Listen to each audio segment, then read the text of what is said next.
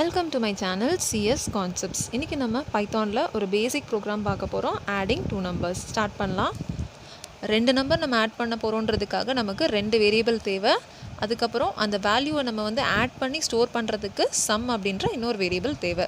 So first நம்பரில் பாருங்கள், input enter first number அப்படின்னு கொடுத்தீங்கன்னா இந்த என்டர் ஃபர்ஸ்ட் நம்பர்ன்றது உங்களுக்கு அவுட்புட் ஸ்க்ரீனில் வரும். அப்போ நீங்கள் என்ன நம்பர் வேணுமோ அதை கொடுத்துருங்க. அந்த நம்பர் இங்கே உங்களுக்கு num1ல் ஸ்டோர் ஆகிடும். அதே மாதிரி num2 இன்புட் என்டர் செகண்ட் நம்பர்னு கொடுத்தீங்கன்னா என்டர் செகண்ட் நம்பர்ன்றது அவுட்புட் ஸ்க்ரீனில் அப்படியே வரும்.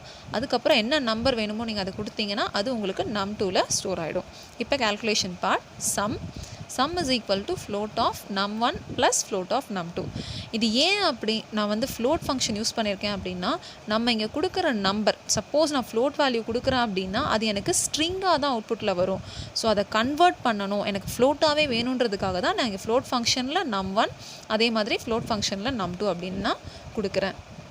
ஓகே, இப்போ நம்ம வேல்யூவை பிரிண்ட் பண்ணுவோம்.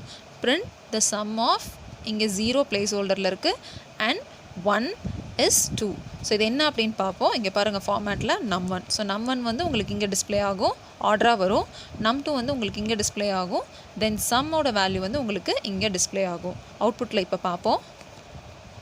ஸோ அவுட்புட்டில் என்டர் ஃபர்ஸ்ட் நம்பர் 2.5 நான் கொடுத்துருக்கிறது ஃப்ளோட் வேல்யூ. ஸோ அதனால தான் நான் என்ன பண்ணேன் அப்படின்னா இங்கே கன்வெர்ட் பண்ணேன், ஃப்ளோட்டுக்கு கன்வெர்ட் பண்ணேன்.